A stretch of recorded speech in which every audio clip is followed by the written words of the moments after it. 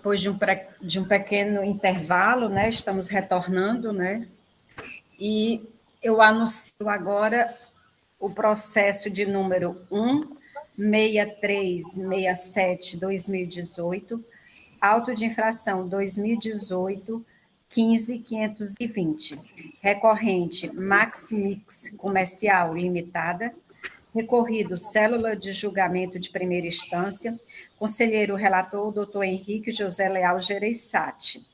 Está presente para sustentação oral o doutor Bernardo Martini e o doutor Rafael Barbosa, nosso representante da Procuradoria-Geral do Estado. Como esse processo ele tem conexão com o seguinte, eu anuncio também. Processo de número 16369/2018, auto de infração 2018 15.527, recorrente Max Mix Comercial Limitada, recorrido Célula de Julgamento de Primeira Instância. Relatora, a doutora Maria de Lourdes Andrade. O doutor Henrique pode fazer o relato e a doutora Lourdes acompanhar, pode ser?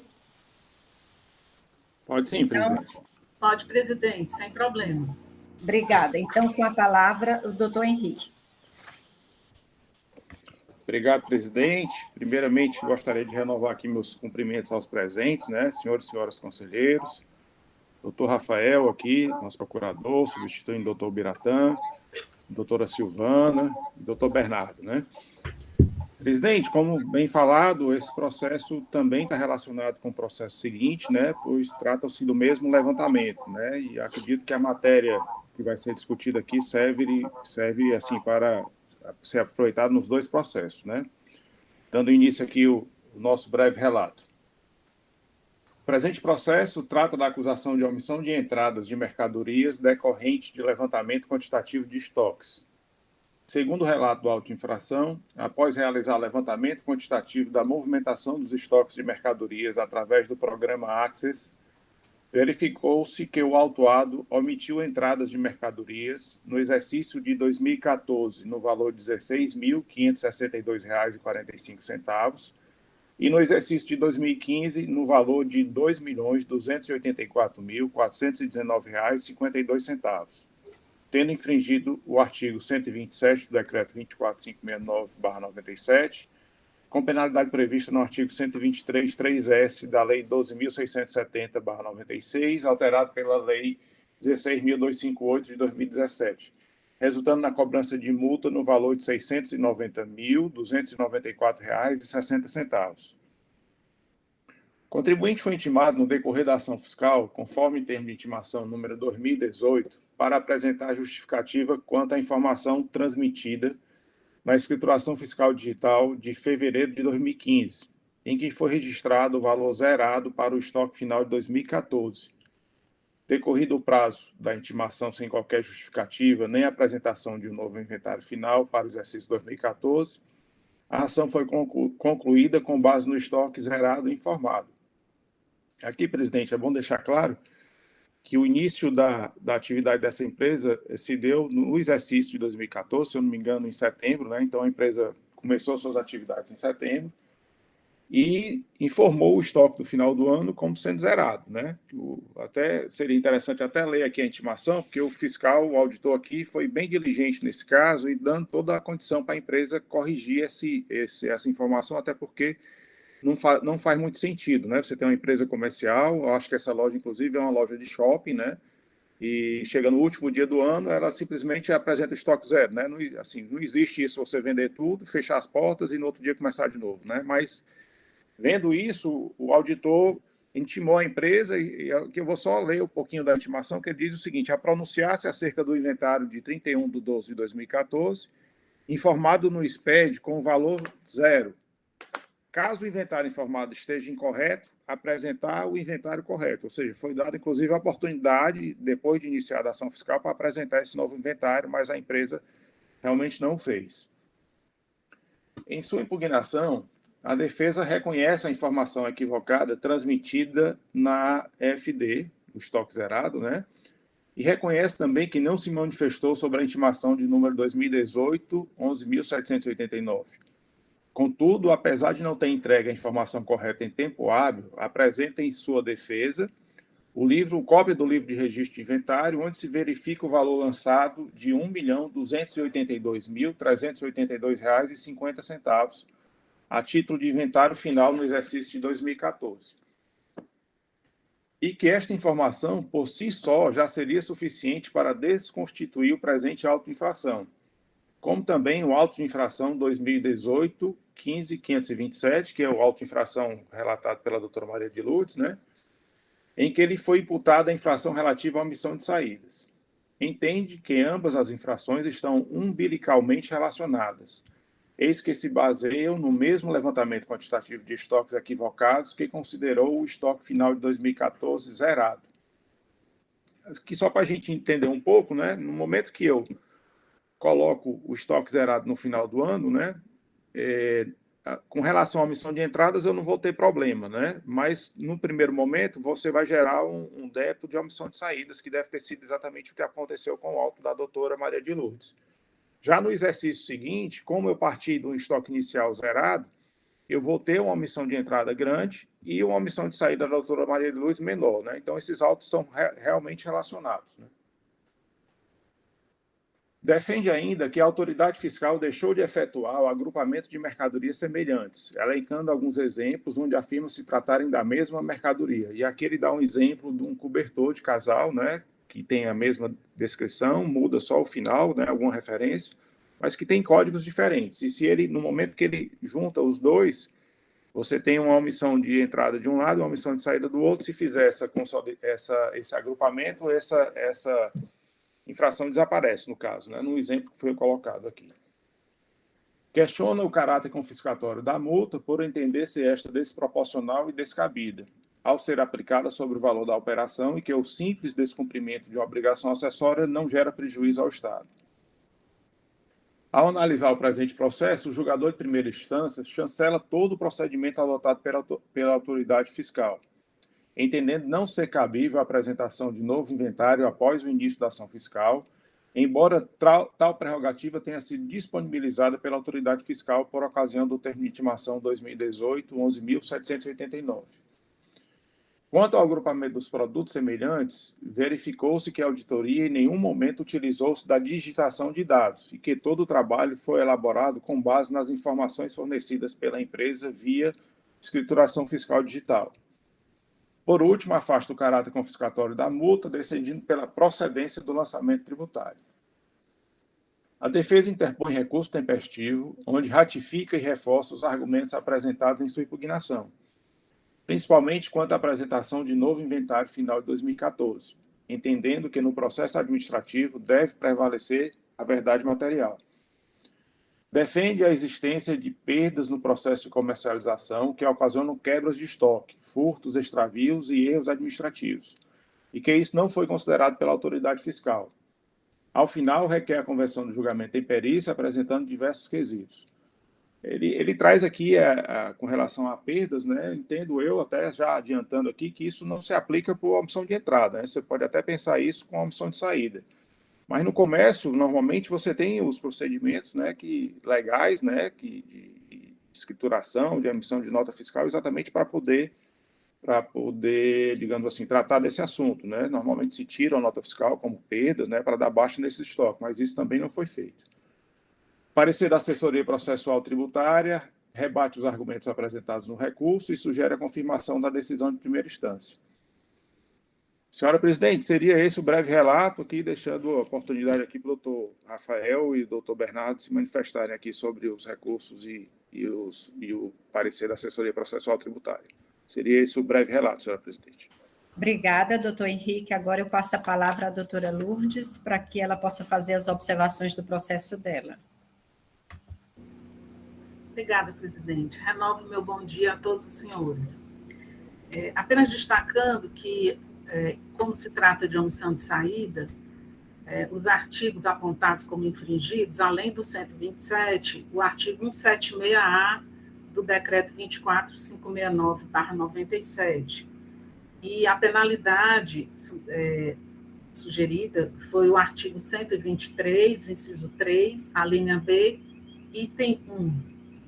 E ainda, conforme muito bem destacou o conselheiro doutor Henrique Gereissati, nós temos aqui como base de cálculo um valor de omissão de saída bem maior em relação a 2014, uma vez que nós temos a consideração do estoque final 31/12 zerado, e em relação ao ano de 2015, um valor inferior. Então, nós temos como base de cálculo para 2014, só um minuto, por favor, se eu tivesse colocado nessa anotação.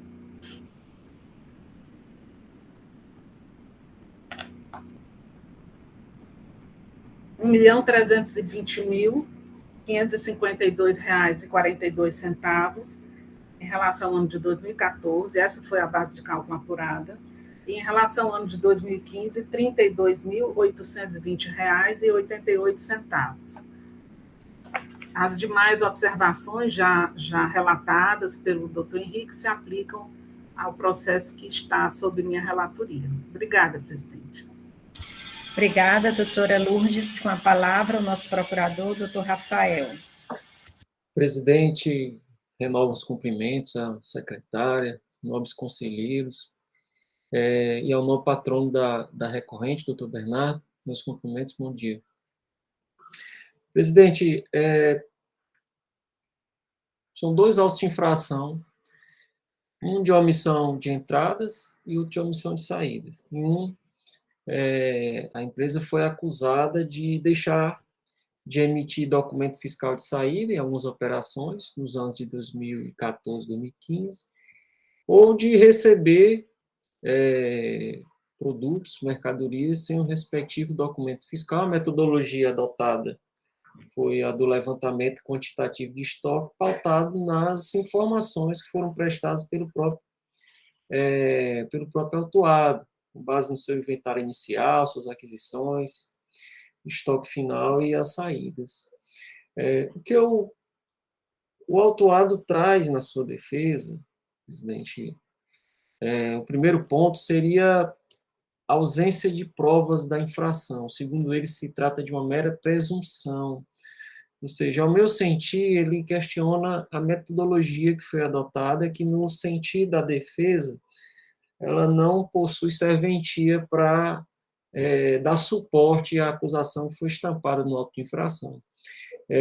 Com relação a esse primeiro ponto, presidente, do recurso, conselheiros, eu vou opinar no sentido de que não seja acolhido, porque a metodologia do levantamento quantitativo de estoque é a metodologia há muito adotada no âmbito dessa Secretaria da Fazenda e possui, sim, a aptidão suficiente para demonstrar a infração da qual o autuado foi acusado, né? E na sequência da defesa, e aí ele acaba entrando no mérito da acusação, seria, ele questiona, olha, meu estoque final de 2014, o inicial de 2015, não pode ser 0. E ele aponta um novo valor de estoque, só que esse novo valor de estoque apontado pelo autuado, ele veio depois da conclusão do levantamento, né? Não obstante oportunizado a ele que indicasse o valor do inventário antes mesmo da conclusão do procedimento fiscal, não obstante isso, a empresa deixou transcorrer em habeas o prazo que foi concedido pela fiscalização. E aceitar uma retificação de inventário após a conclusão do levantamento, de fato, eu entendo que isso não é possível, né? O autuado também, na sequência, pugna pela aplicação do princípio da verdade material, né? Mas, como já foi dito, o levantamento foi pautado exatamente nas informações que foram por eles prestadas, né? Ele traz aqui algum pedido de agrupamento de itens, né? Eu tive analisando aqui esses itens que foram trazidos por eles, mas nem a descrição ela é idêntica, né? Você tem códigos diferentes e identificação, as descrições também são diferentes.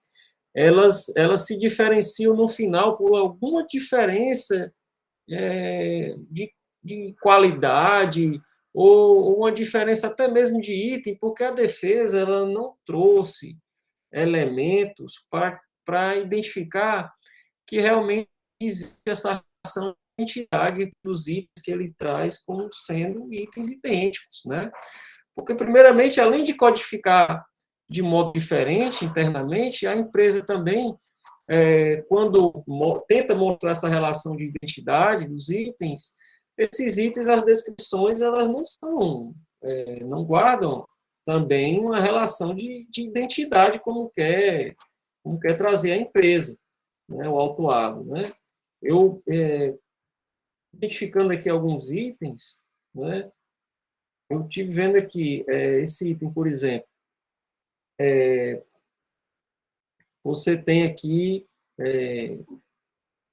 esse role, eu trouxe aqui, só um momentinho, conselheiros.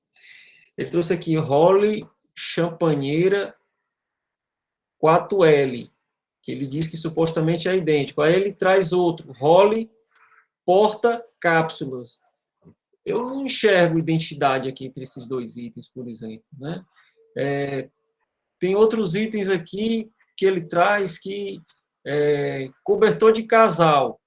Mas no final desse cobertor de casal, não obstante seja das mesmas dimensões, você nota que tem uma especificação ao final que diferencia esses produtos. Então, eu não posso entender que, de fato, esses itens eles sejam idênticos, já que a empresa não trouxe nenhum elemento que demonstrasse essa relação de identidade entre eles, já que, repito, os codificou de modo diferente e a descrição não guarda a relação de identidade. Tem um outro processo que ele traz aqui também, no de omissão de saídas, creio eu, ele traz o moedor de pimenta colonial. A dimensão é a mesma, só que também, de igual modo, ao final, há uma diferenciação entre esses moedores que denotam que também se tratam de itens diferentes, de itens que guardam uma relação de qualitativa, ou de natureza, ou de design, não sei, mas que demonstram que sejam, aparentemente, não sejam os mesmos itens, não sejam idênticos. Então, assim, o pedido de agrupamento da empresa, ao meu sentir, a empresa não trouxe elementos suficientes que trouxesse alguma mácula ao procedimento fiscal que demandasse aí o deferimento do pedido de agrupamento que ela traz agora em sede recursal, né? Então, é por isso que eu também, nesse ponto, vou opinar pelo não acolhimento, né? A empresa traz também outra tese, que seria considerar as perdas que sofreu no varejo, né? Furtos, extravio, roubo. Traz uns precedentes aqui, creio eu que seja do CAF, mas os precedentes do CAF, você analisando aqui a leitura deles, você já observa que a metodologia que foi adotada lá nas decisões foram totalmente diferentes da metodologia que aqui é adotada. A metodologia aqui é do levantamento quantitativo, lá, ao que tudo indica, se trata de uma metodologia que levou em conta o custo médio dos produtos, né? E aí seria uma outra análise, né? Outras variáveis, e não a do caso dos autos, né? E no caso dos autos, o que a gente observa é um sistema de levantamento quantitativo de estoque, e caso tivesse havido algum furto, algum extravio ou roubo, competia a recorrente, a hora autuada, emitir os documentos fiscais pertinentes para registrar as suas baixas de estoque decorrente de roubo, furto e etc. Então, considerando esses aspectos, eu também não vejo como acolher essa tese da recorrente, né? Então, assim, já dando sequência, eu já vejo como prejudicado o pedido de perícia por entender que a empresa não trouxe elementos suficientes para remeter o processo para diligências, né?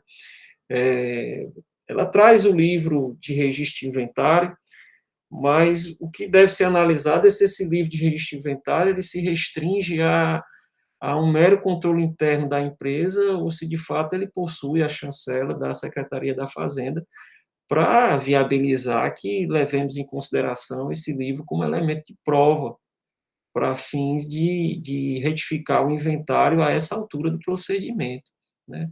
Então, presidente, com base nesses argumentos que eu vou opinar no sentido do conhecimento do recurso, afastando as nulidades e afastando também o pedido de perícia, para, no mérito, confirmar a decisão singular, e só no tocante à multa de caráter confiscatório, que eu também, com base na súmula desse CONAST, vou opinar no sentido que também não seja acolhido.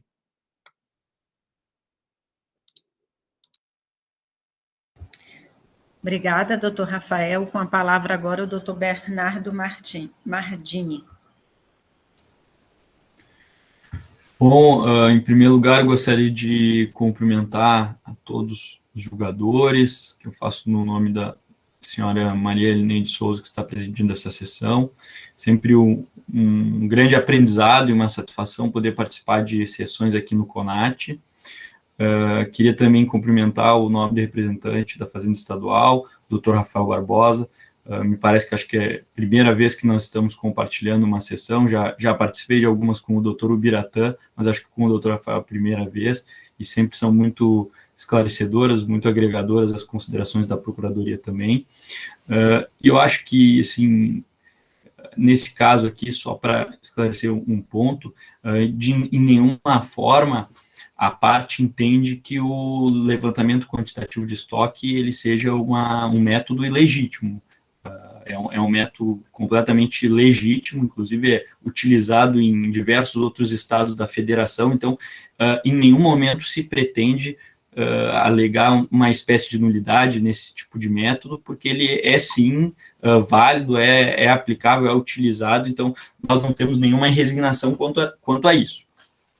O que é importante deixar claro é que o levantamento de estoque ele gera uma presunção de omissões de entrada e uma presunção de omissão de saída.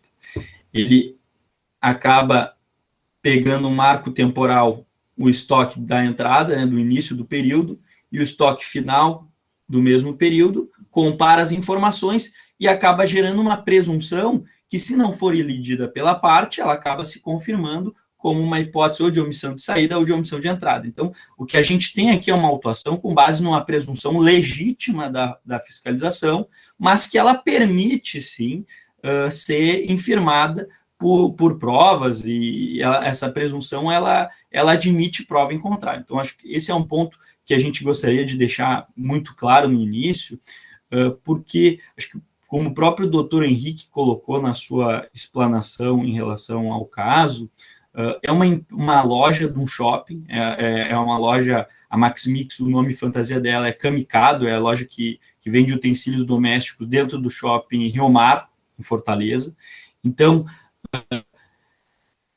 já fica complicado presumir que uma loja dentro de um shopping promova saídas sem emitir documentos fiscais, que, aliás, é uma acusação muito forte, sabe, porque sem emissão de documento fiscal, ela é como se o contribuinte quisesse esconder uma venda, né? Assim como também uma omissão de entrada, como se o contribuinte quisesse esconder uma venda de outra empresa e, por isso, omitir essa entrada. Então, é uma acusação, ela é uma infração que ela é muito forte, se formos pensar nesse sentido, e ela foi gerada com base numa presunção. O doutor Henrique colocou muito bem também no seu relatório que a fiscalização questionou a empresa em relação ao estoque final de 2014, porque essa informação na FD ela constou como zerada, como se a empresa realmente não tivesse nenhum produto em seu estoque no final do ano. Seria um ano maravilhoso para a empresa, porque tudo que ela comprou em 2014, que foi o ano que ela começou a operar, ela teria vendido no próprio ano. Então, seria um ano maravilhoso. Mas, infelizmente, não foi isso que aconteceu. A informação, a ausência de informação de estoque na FD foi um equívoco por parte do contribuinte, mas que ele não retrata a realidade dos fatos. E por mais que a fiscalização tenha buscado esse esclarecimento, e acho que foi muito bem a fiscalização em buscar esse esclarecimento, a Camicado, ela inclusive é uma empresa do grupo da Lojas Renner, e é uma dificuldade que a gente encontra, essa questão de intimações, porque muitas vezes as indústrias, por exemplo, elas têm uma sede só. Então, o auto de infração ou uma notificação, ele chega já onde está a diretoria, onde está o jurídico, onde está o setor administrativo.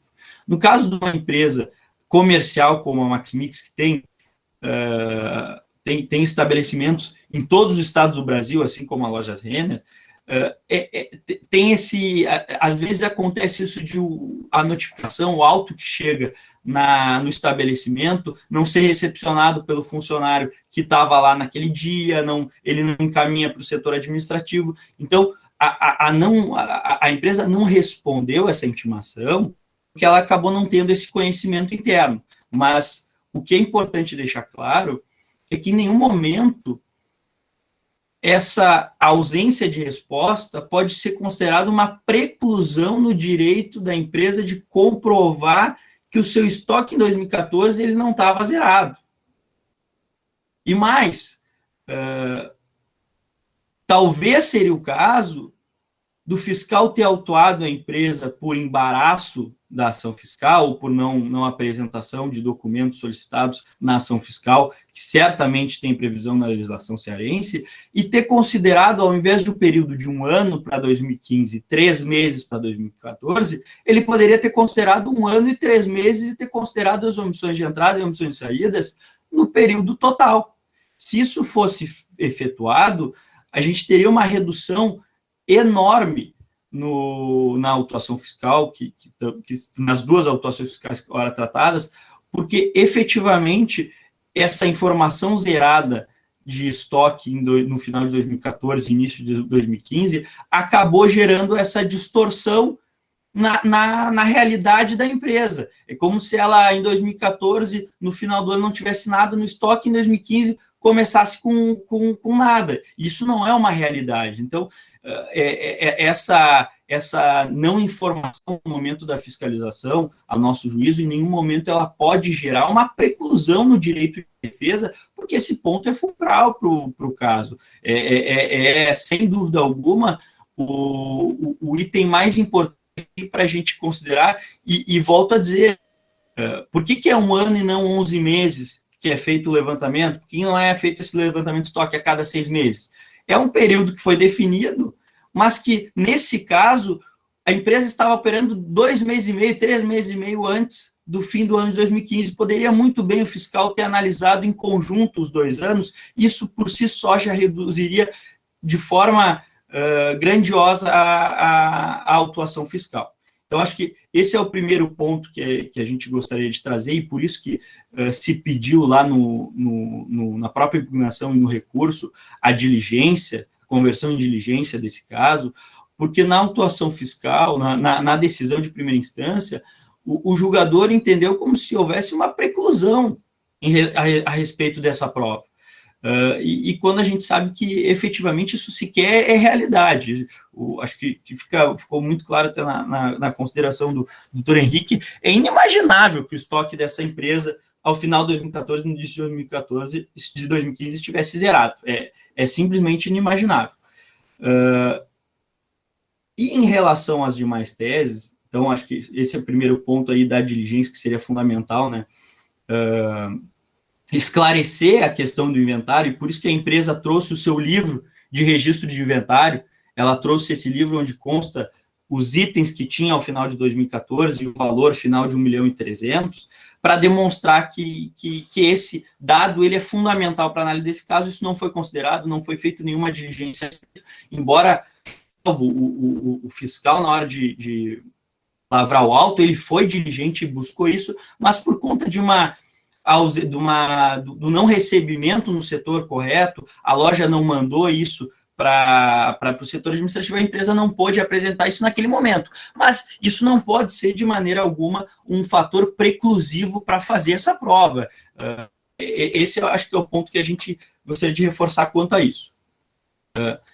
Em relação aos demais pontos do agrupamento e das quebras de estoque, esse é um tema aí que a gente vem defendendo as lojas Renner e a Max Mix, também a Camicado, há alguns anos, e a nossa experiência ela se iniciou no estado da Bahia. O estado da Bahia que começou promovendo essas autuações. Eles têm um procedimento de levantamento quantitativo de estoque muito similar ao realizado no estado do Ceará.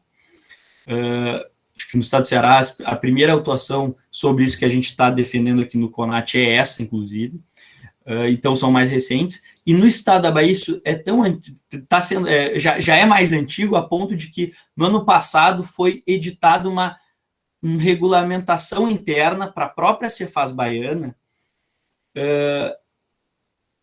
muito por causa da maturação da discussão na Cefaz baiana. Acho que a legislação foi atualizada, foi modernizada lá, indicando nessa legislação alguns cuidados, e a palavra usada na portaria 445 de 98, com a redação dada pela portaria 445 de 2019, então uma legislação bem recente, ela usa a palavra cuidado no momento desse levantamento de estoque que o fiscal deve ter em relação aos itens que são indicados nos estoques, que são indicados nas entradas e nas saídas da empresa, por conta justamente da similaridade da descrição no varejo.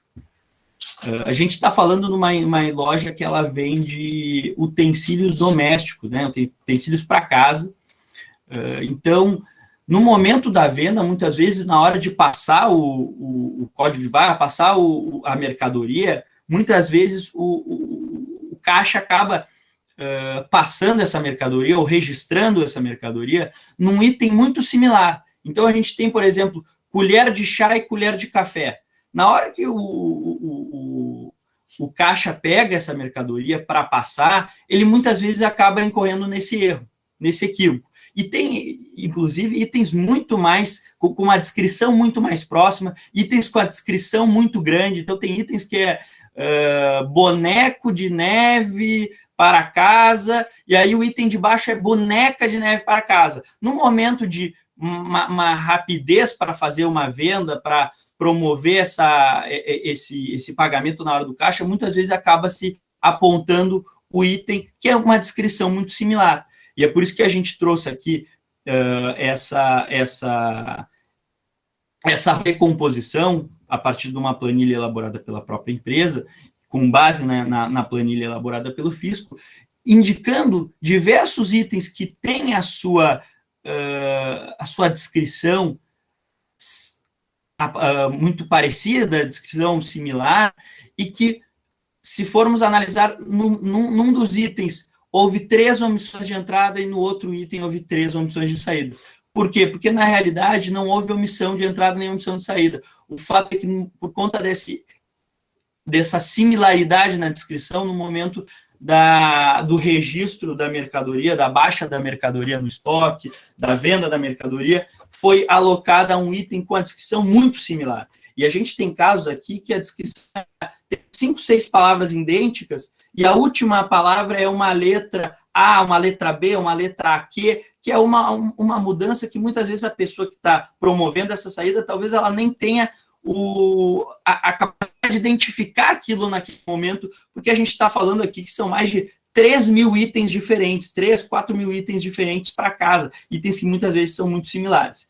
E essa preocupação, e por isso que eu fiz questão de trazer aqui a portaria da Cefaz baiana, ela tanto é verdadeira, tanto é uma realidade do varejo, que ela foi aí objeto de preocupação pela legislação baiana para indicar que a apuração de ICMS com base em levantamentos quantitativos de estoque, ela deve ter o cuidado é a palavra, com relação à similaridade das descrições das mercadorias indicadas. Então, esse é um ponto também, a nosso ver, somado aquela problematização do inventário final de 2014 e inventário inicial de 2015, ela também acaba reduzindo muito também a autuação, porque acaba afastando essa presunção de omissão de entrada e omissão de saídas com relação a diversos itens com a descrição muito similar.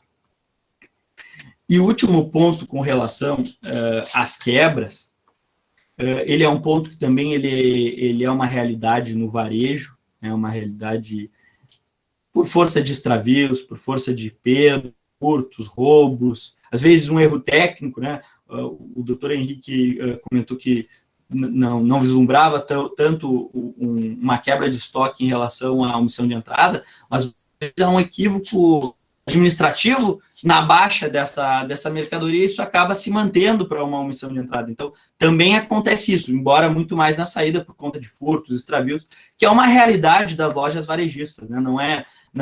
A gente não se espanta quando a gente vê, por exemplo, um vídeo no jornal de uma pessoa que foi numa loja de varejo, num camarim, e se vestiu com 3 calça jeans da loja, e botou a sua calça por cima para sair sem pagar. Isso acontece. Nesse caso, a kamikado são itens, às vezes, muito pequenos, por exemplo, colheres pequenas de chá, colher de café, que muito facilmente podem ser colocadas no bolso. Então, isso é uma realidade do comércio varejista, né? A empresa não tem como fugir dessa realidade.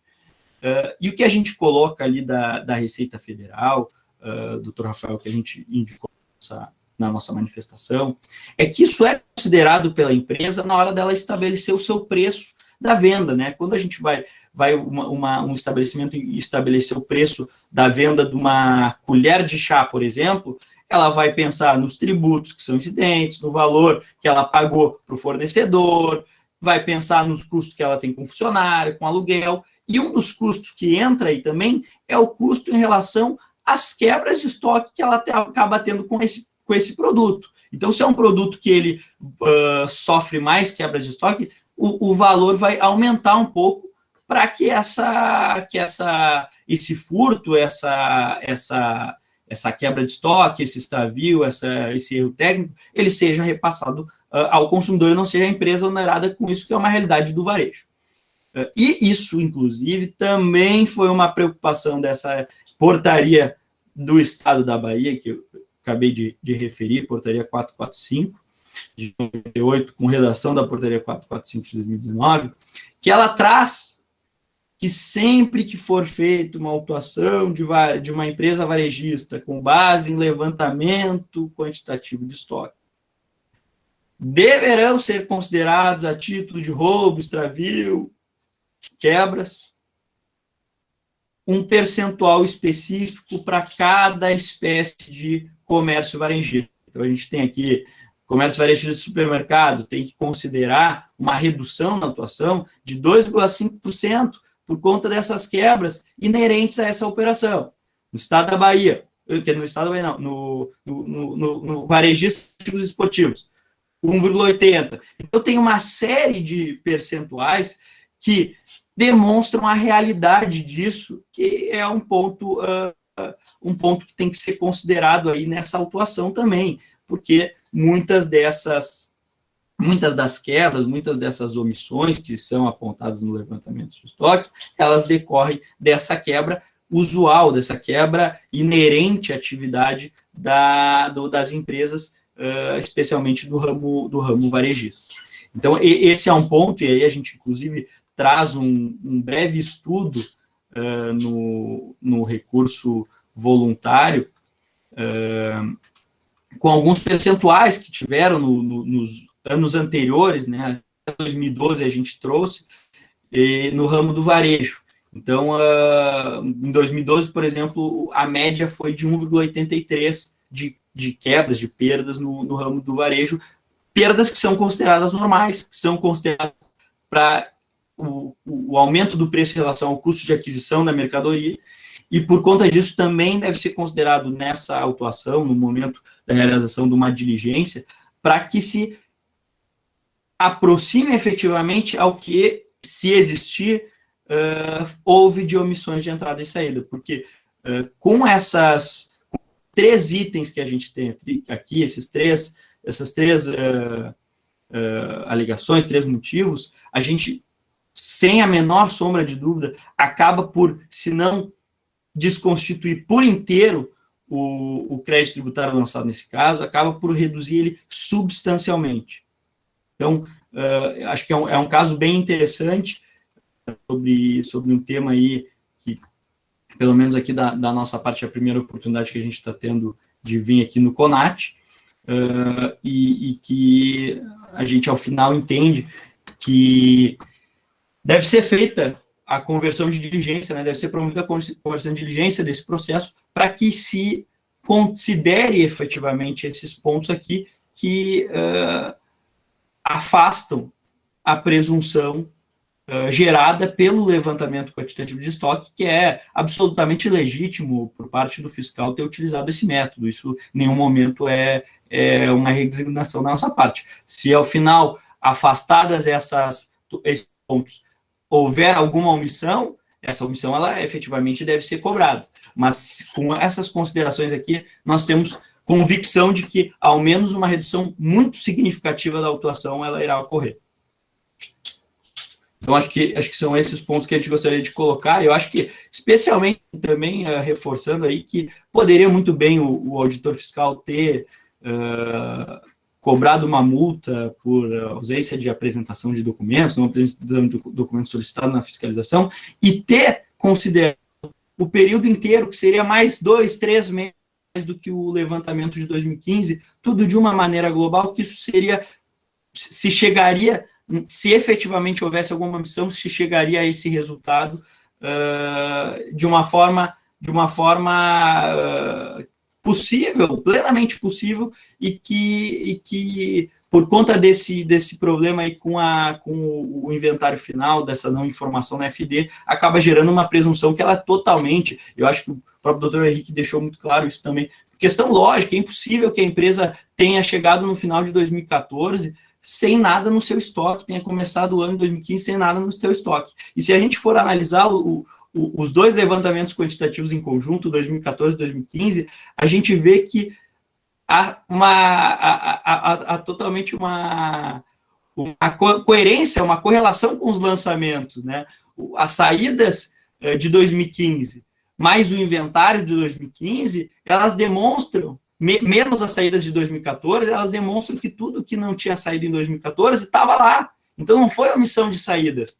Então, simplesmente bens que acabaram não constando no inventário, porque a empresa teve aí um equívoco ao informar o valor zerado na sua FD. 2014 foi o ano que a empresa que aí começou a operar esse estabelecimento, então, possivelmente tem alguma razão para isso, mas é algo que, assim,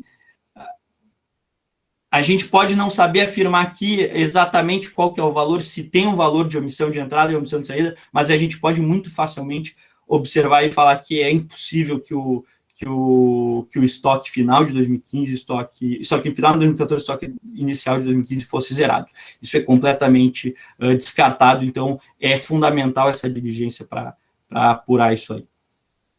Com essas considerações, eu gostaria de agradecer a atenção de todos os julgadores e me colocar à disposição também para qualquer esclarecimento. E é isso, e gostaria de agradecer, então, a oportunidade de fazer a sustentação oral perante de Vossas Senhorias. Eu agradeço, né? E agora é momento destinado à discussão entre os conselheiros, né? Os conselheiros podem se manifestar. Só lembrando aqui, se eu peguei direito, nós temos uma nulidade por falta de provas, né, e presunção, e o efeito confiscatório da multa, como preliminares. Quem deseja falar? Doutor Henrique, com a palavra.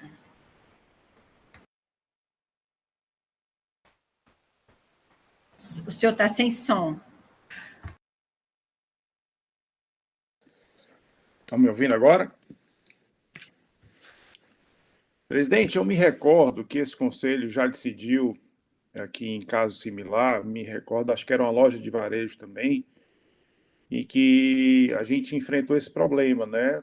E a empresa, por ocasião da sua sustentação oral, inclusive, trouxe a documentação até da Receita Federal comprovando esses valores de estoques, né, que estavam declarados na contabilidade da empresa, né? E me lembro que essa decisão, em função disso, nós até em atenção ao princípio da verdade material, né, e nossa função aqui como conselho, né, na realidade a nossa ideia é tentar dirimir todas as dúvidas, né, para evitar até que esse processo se estenda aí na esfera judicial, né, em função desse princípio, né, a despeito de toda deferência que o auditor teve, né, até abrindo a oportunidade a empresa apresentar um novo inventário, né, isso aí ele foi muito diligente, eu acho que o procedimento dele foi retocável em relação a isso, e não entendo que caberia aí ele lavrar um auto por obrigação acessória, porque realmente isso impossibilitou aí o trabalho que ele fez, né, mas ele deu toda a oportunidade para a empresa apresentar esse documento. Mas, assim, entendo que realmente é praticamente impossível uma empresa terminar o exercício, principalmente uma loja de varejo, de shopping, com estoque zerado, né? Então, acho que faz sentido realmente essa argumentação que teria um estoque final no exercício de 2014. A empresa anexou aqui alguns documentos, né, a relação desse estoque por item, né, anexou, acho que uma cópia do lançamento do registro contábil, né, mas eu estou, assim, a minha ideia seria talvez acatar o pedido de perícia solicitado pela própria empresa, né, que ela faz isso só por ocasião do recurso, e discutir aqui com os colegas, o doutor Leilson também, que é muito, assim, tem muita experiência com relação a isso, tratarmos os termos dessa perícia, né, quais seriam os termos, o que seria acatado realmente, e até com relação também a esses agrupamentos, né, que como o Dr. Rafael bem colocou, tem alguns exemplos que eles trazem aqui que me parecem realmente que não são válidos, né, como ele colocou aqui, você tem uma role champanheira e um role porta-cápsulas, né, entendo que aqui pode ser role, pode ser até a marca, mas os produtos são distintos, né, não seria o mesmo produto passível de ser agrupado, né. Já com relação a esse cobertor, ele tem realmente a mesma dimensão, né, e acho que talvez seria passível de agrupamento, né? Então, queria até pedir ajuda aqui do Dr. Leilson, se esse for o entendimento dele, mas eu já adiantando aqui meu posicionamento, seria mais para o encaminhamento da perícia mesmo, conforme solicitado pela empresa. Obrigada, doutor Henrique. Doutor Leilson levantou a mão com a palavra, doutor Leilson. Presidente, assim, é estranho realmente essa questão trazida pela parte, no sentido de que uma loja de varejo passar o dia 31 de dezembro sem ter nenhuma mercadoria em estoque. Isso efetivamente é estranho. Isso já nos dá uma certa indício de remessa para a perícia. Agora, é preciso também que a parte dê, digamos, comprovação legal ao inventário trazido por ela. E como é que se pode dar essa comprovação legal? Com certeza, quando a parte entregou a DIPJ do exercício lá de 2014, que ela colocou o estoque final está zerado, ela teve um resultado do exercício X, né? Lembremos que o estoque final ele faz parte do inventário da empresa, do custo da mercadoria vendida, né? Isso não é assim? E nesse custo da mercadoria vendida também vai impactar lá no lucro bruto que foi feito na demonstração do resultado do exercício, calculado na demonstração do resultado do exercício. Então, ela teve um determinado lucro, determinado prejuízo, eu não sei, determinado valor, em que ela levou em consideração o estoque final, que foi levado lá zerado, né? E aí ela descobriu esse equívoco, depois da fiscalização, e ela se obrigaria a fazer essa retificação na DIPJ e na demonstração de resultado de exercício lá daquele exercício fiscal de 2014 e 2015 aqui. Por quê? Porque se eu estou com o estoque final zerado e eu digo que eu tenho estoque final, então eu aumentei o valor do meu estoque final. Quando eu aumento o valor do estoque final, eu diminuo o meu custo da mercadoria vendida. Quando eu diminuo o meu custo da mercadoria vendida, eu aumento o meu lucro bruto, né? nas demonstrações contábeis deve estar assim. Então, é preciso que a empresa traga elementos, e aí pode ser colocado isso no pedido de perícia, traga demonstrações contábeis, né, DIPJ, o livro razão, o livro diário, a época da entrega daquela informação ao fisco de 2014, com o estoque final zerado, e depois da retificação.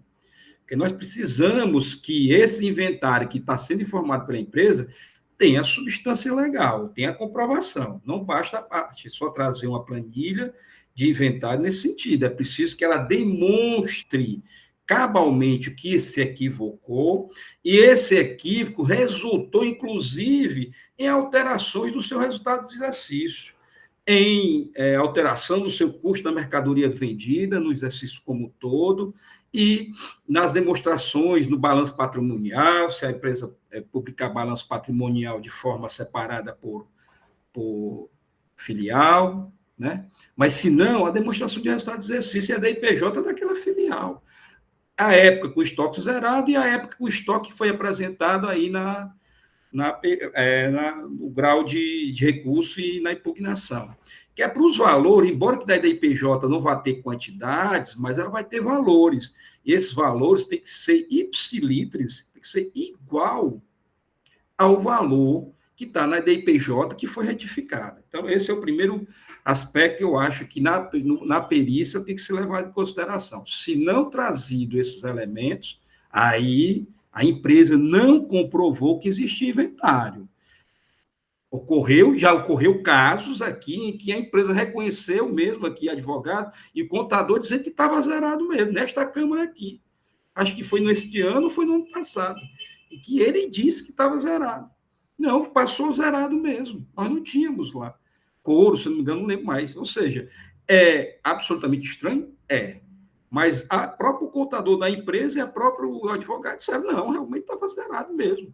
É estranho, é. Então, assim, é preciso que tenhamos esse cuidado no item, não só levar em consideração esse inventário que foi apresentado, mas que esse inventário esteja consubstanciado em demonstrações contábeis, no livro razão e na DIPJ. Esse é o primeiro caso.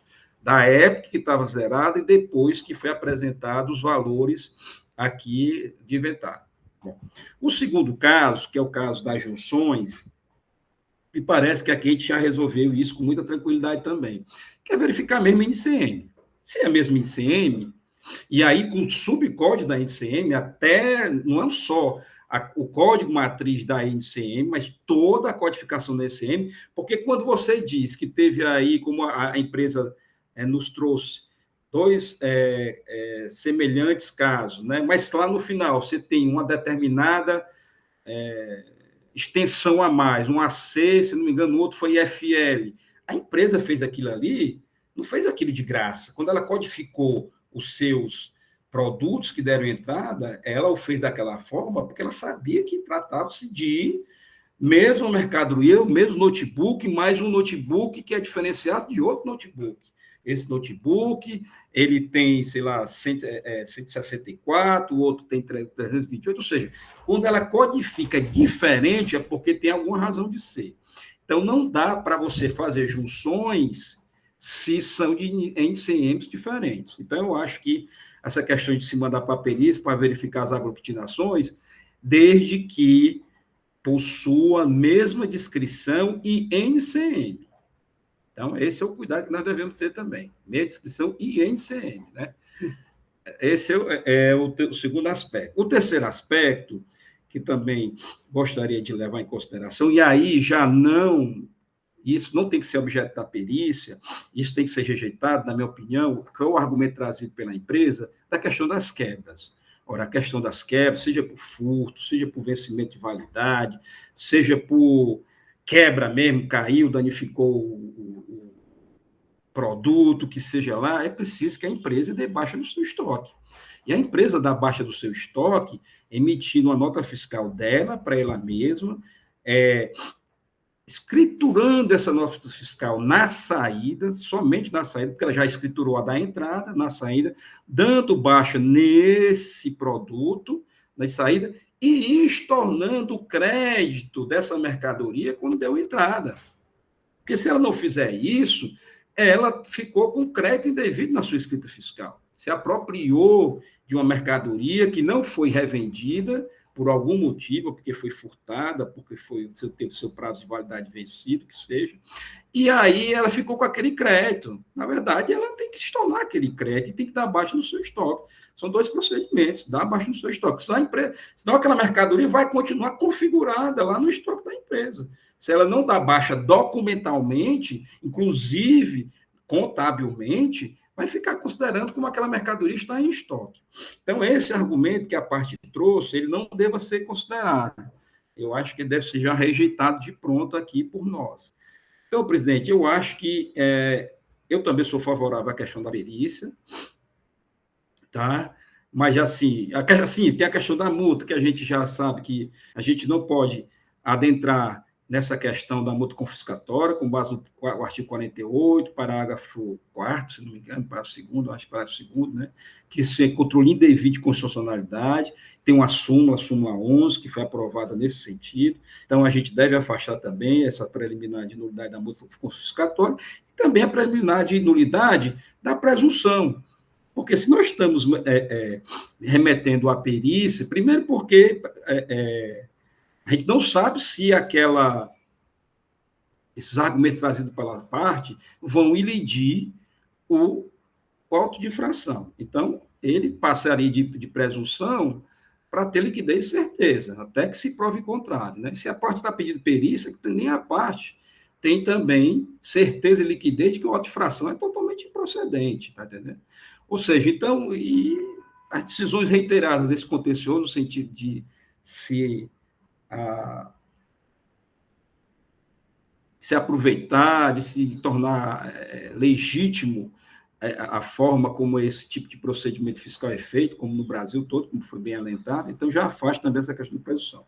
Então, resumindo, a questão da presunção e a questão da multa confiscatória, presidente, também eu acho que não devam ser acolhidas. A questão de se pedir, levar em consideração as quebras, também não devem ser acolhidas, porque não tem evidência nenhuma de emissão de documento fiscal dando baixo do estoque, nem tampouco do estorno do crédito, quando essa mercadoria entrou, e resulta só duas coisas para se verificar na minha perícia, no meu entendimento.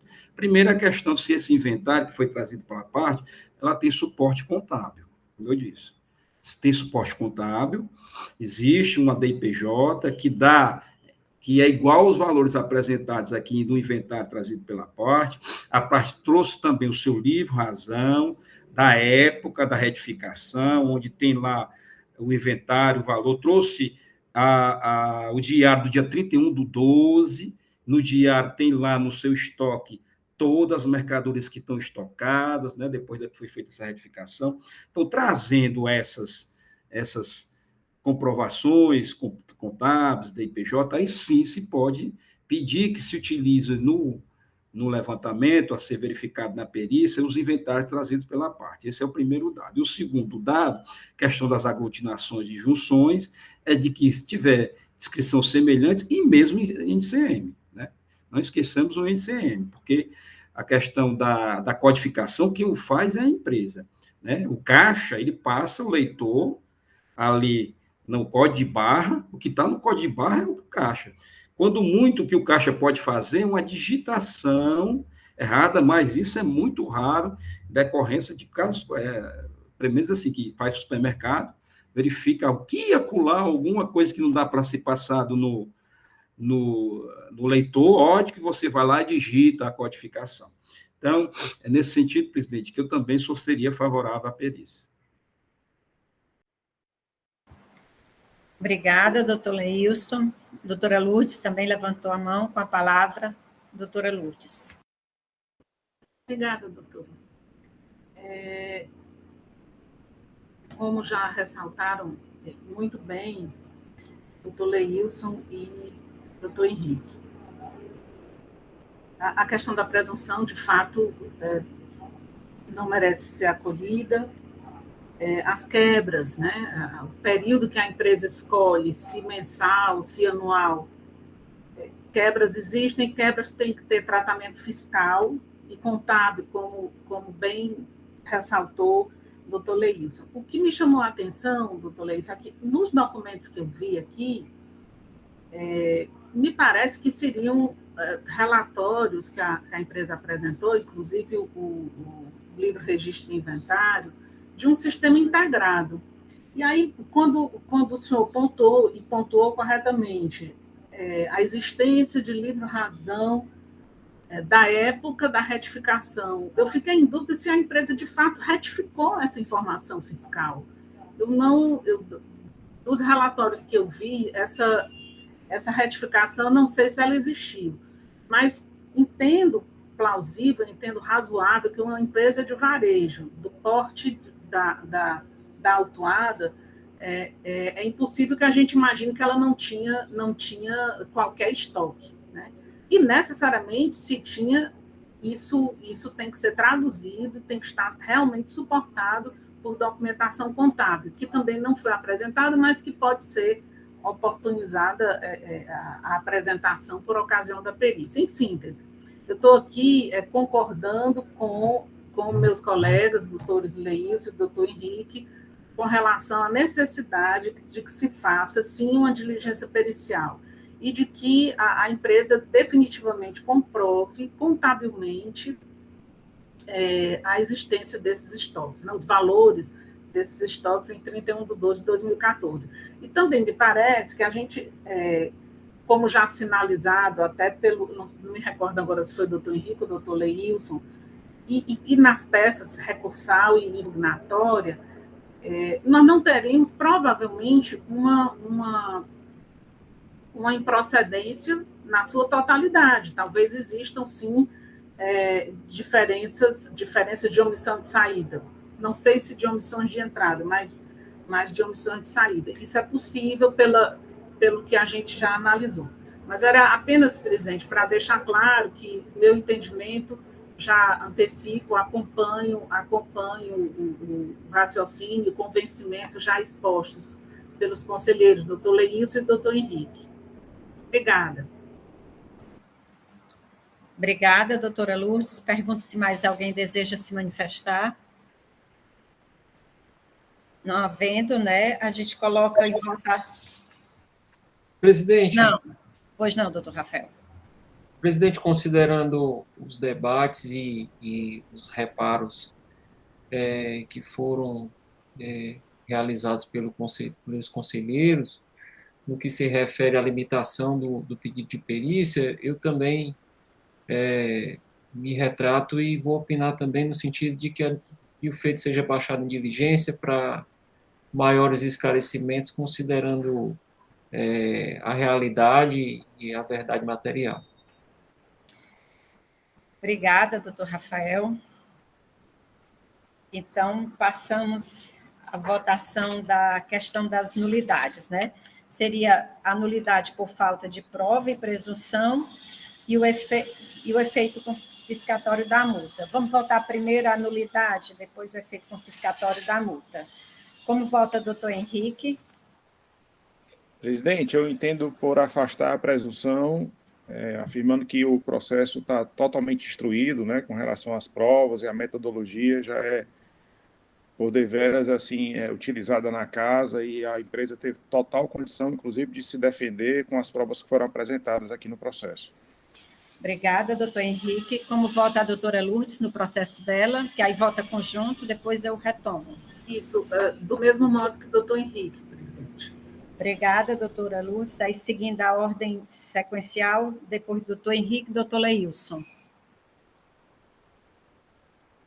Sem som, doutor Leilson. Presidente, com os relatores, o relator e com a relatora, é melhor. Obrigada. Aí, doutor Wander.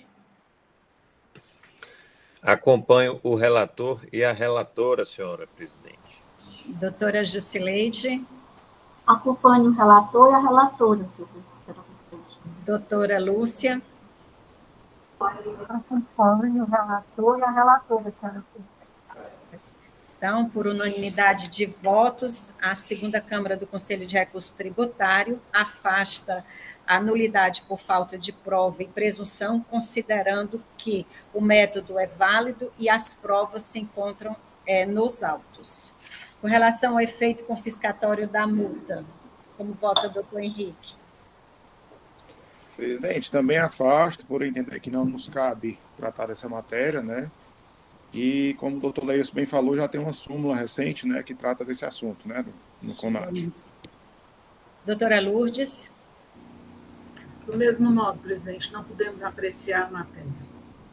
Alguém se manifesta de forma contrária? Não?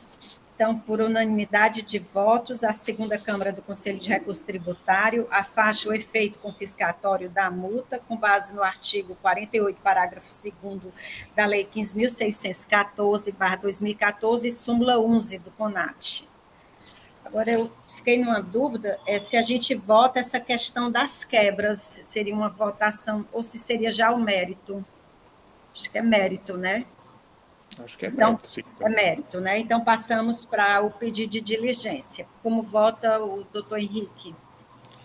Presidente, eu entendo por acatar o pedido de diligência solicitado pela recorrente, né? E, na oportunidade, formular quesitos, né, com relação à apresentação desse estoque, a apresentação da documentação contábil, né? Inclusive, como o doutor Deilson bem colocou, a própria declaração do imposto de renda da pessoa jurídica, né, onde conste efetivamente esse valor, né, que ele apresenta no processo.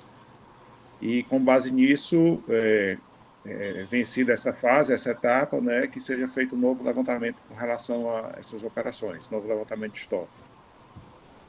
Certo. Andei anotando aqui alguma coisa, seria mais ou menos no sentido de intimar a empresa, né, a apresentar a comprovação legal do inventário demonstrado no recurso, mediante DPJ, demonstração de resultado de exercício, livre razão ou diário, e superada, né, a questão da junção seria verificar a NCM e descrição semelhantes. Isso, aí seria a segunda etapa, né? Fazer a junção dessas. Né? Isso. Como vota a doutora Lourdes? Presidente, peço desculpas, tive que tirar a imagem, estou perdendo a imagem de vocês. Do mesmo modo que o conselheiro doutor Henrique. Obrigada, doutora Lourdes. Doutor Leilson? Com o relator e com a relatora. Doutor Wander? Senhora presidente, acompanho o relator e a relatora convertendo o feito em diligência. Obrigada, doutor Wander. Doutora Jusileide? Acompanho o relator e a relatora, senhor presidente, deixando claro que essa Câmara sempre preza pela verdade material e essas informações dadas, trazidas pelo doutor Leilson, que deixou bem claro aqui, para a gente possamos ter o nosso bom posicionamento. Muito obrigada. Obrigada, doutora Jusileide. E doutora Lúcia? Acompanho o relator e a relatora, senhora. Obrigada. Então, a segunda Câmara do Conselho de Recursos Tributário, por unanimidade de votos, resolve converter o curso do julgamento em realização de perícia, né, nos quesitos já suscitados, de acordo com a manifestação da douta PGE. É este o resultado do julgamento dos dois processos. E aí a gente volta para a pauta, para o último processo.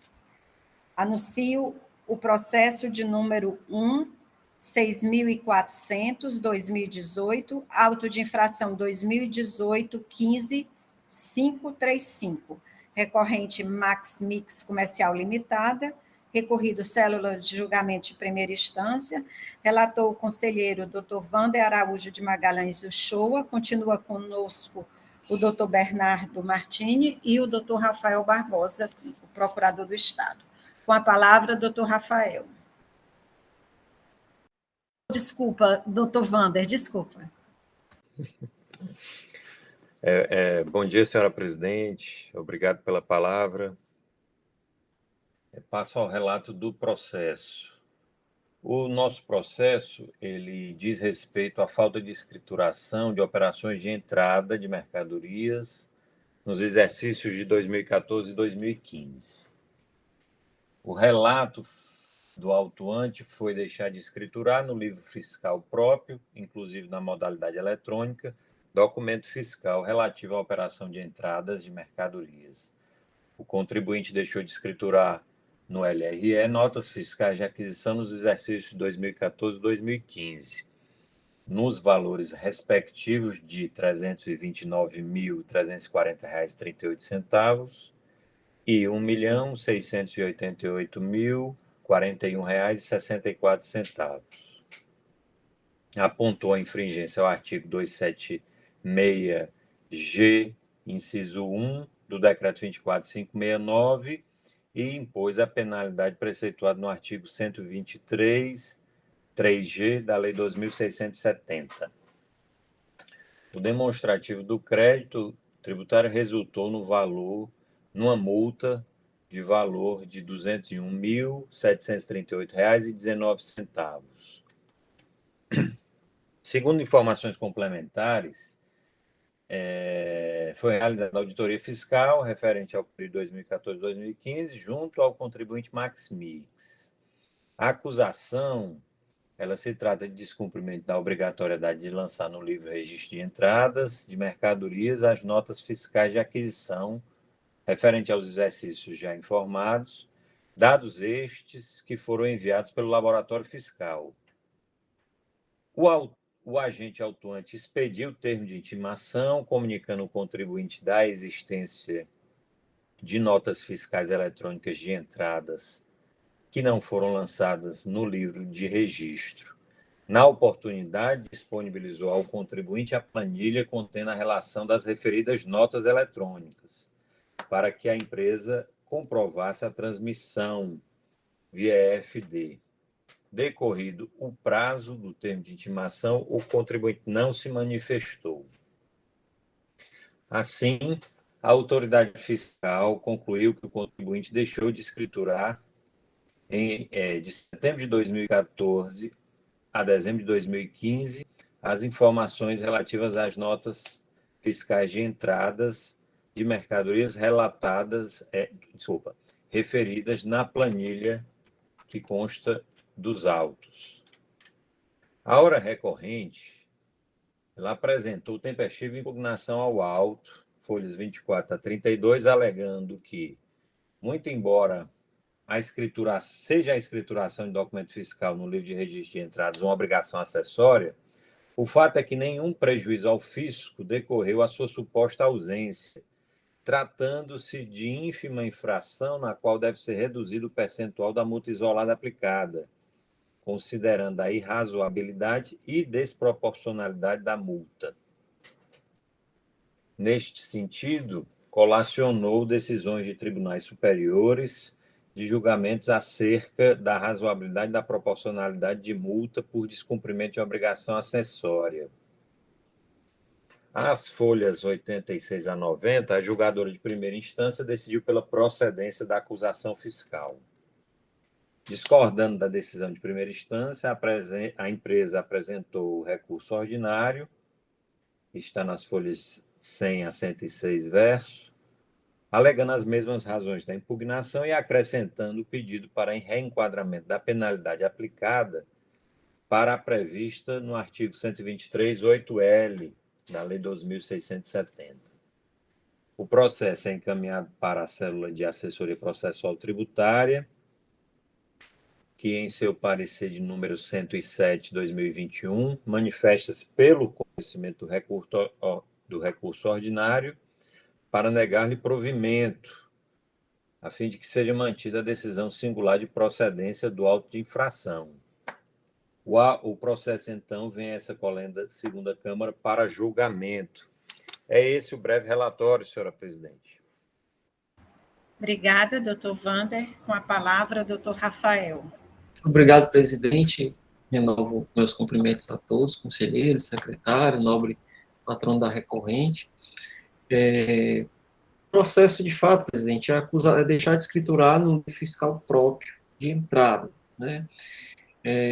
A minha manifestação na quarta Câmara é no sentido de entender que a penalidade específica é a do artigo 123.3G, né? Inclusive, ajuizamos diversos recursos extraordinários para a Câmara Superior, no sentido de postular a uniformização da matéria, e os recursos esses recursos ajuizados, lhes foram negado provimento, né? Então, depois do resultado desses recursos extraordinários, não obstante resguardar meu funcionamento pessoal, eu passei a me manifestar no mesmo sentido da quarta Câmara, que é a Câmara que eu atuo, e da Câmara Superior, não obstante saber que essa Câmara tem um entendimento diverso, mas não teria lógica eu me manifestar de uma forma na quarta Câmara e nessa Câmara mudar o entendimento.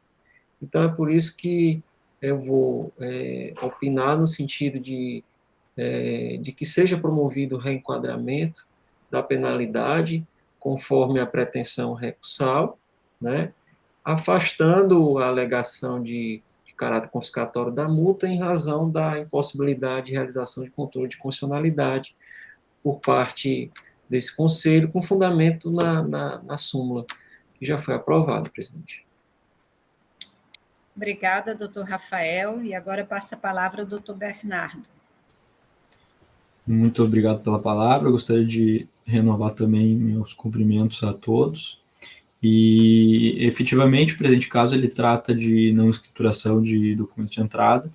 Então, para ser bem breve na nossa manifestação aqui, que o julgamento de hoje já teve 2 casos bem interessantes, então, tentar ser mais breve nesse caso aqui. A gente entende que tem que ser, sim, reenquadrada a multa, nos termos, inclusive, trazidos aqui pelo nobre doutor Rafael, e a gente colacionou no recurso diversos precedentes, inclusive dessas colhendo da segunda Câmara. Eu destaco aqui a resolução 84 de 2020, do nobre relator Wander Araújo de Magalhães Ulloa, e também tem decisões aqui da primeira Câmara, da terceira Câmara, da quarta Câmara, e, por fim, a gente destacou também decisões da Câmara Superior de Julgamento, da qual eu destaco aqui a resolução 67 de 2018, que foi o relator, o doutor Ricardo Valente Filho, lá no Tribunal Pleno. Então, é um tema bem conhecido aqui do CONAT, não pretendo me alongar, mas esse é o nosso entendimento, que deve ser reenquadrada a multa aplicada nos termos da ampla jurisprudência aí do CONAT. Muito obrigado aí mais uma vez pela atenção de todos. Obrigada, doutor Bernardo, obrigada, doutor Rafael, e agora a discussão. O doutor Wander levantou a mão. Pode falar, doutor Wander. Obrigado, senhora presidente. Na realidade, pedi a palavra apenas para dar já um encaminhamento, visto que a matéria já é bem debatida nesta Câmara, e realmente o último processo da pauta restou numa questão mais simples de ser enfrentada, né? Aqui são 2 pontos que devam ser combatidos e enfrentados pela Câmara, que é a questão do efeito confiscatório da multa, que aqui já me manifesto no sentido de afastar, né, até aplicando a súmula deste próprio CONAT, né, a súmula 11, afastando a nossa competência, e na questão de mérito, a parte também restringiu ao pedido de reenquadramento da penalidade. Né? Ela não combate nem traz nenhuma razão contra a autuação em si. Pede apenas o reenquadramento da penalidade e, como todos aqui já conhecem o meu posicionamento, eu sou favorável ao reenquadramento para o artigo 123.8L, refazendo o cálculo, inclusive com a limitação das 1.000 UFIR por exercício. É isso, senhora presidente. Obrigada, doutor Wander. Pergunto, doutor Leilson levantou a mão. Doutor Leilson. Presidente, é só para dizer, penso que quem entende a aplicação do 3G, é que eu fiz os cálculos da planilha que foi acostada, como operações não tributadas, dá R$ 1.529.682,77, o que indica uma multa de 10% de R$ 152.968,27, né? E como operações tributadas, R$ 458.043,10, o que dá uma multa, uma vez o valor do imposto destacado, e o imposto destacado pela planilha é 32.747,81. E quando eu somo essas duas multas, dá R$ 185.716,08, é um valor menor do que a multa originária, que está na autuação, de R$ 201.738,19, que se aplicou aqui 10% direto, com base na redação nova da 16.258/2017. Ou seja, a redação originária do 3G e combinada com o artigo 126, a época dos fatos geradores, para quem entende, pela aplicação desses dois dispositivos, faz com que resulte em valor favorável ao contribuinte, diminuindo o valor da autuação.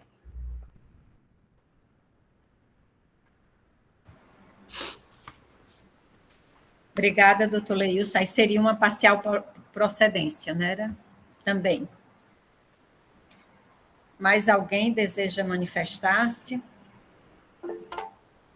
Doutora Jusileide, com a palavra.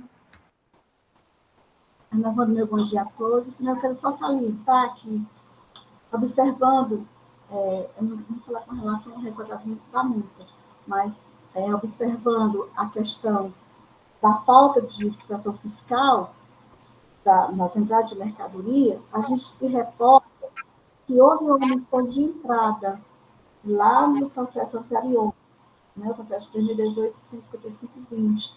Então, se houve uma omissão de entrada, obrigatoriamente não houve a explicação fiscal dessas notas fiscais. Então, era esse o que eu queria salientar, para a gente também ter um melhor entendimento, né, com relação ao reenquadramento dessa multa. É esse meu questionamento. O doutor Wander quiser falar algo a respeito, eu estou aqui à disposição. Obrigada.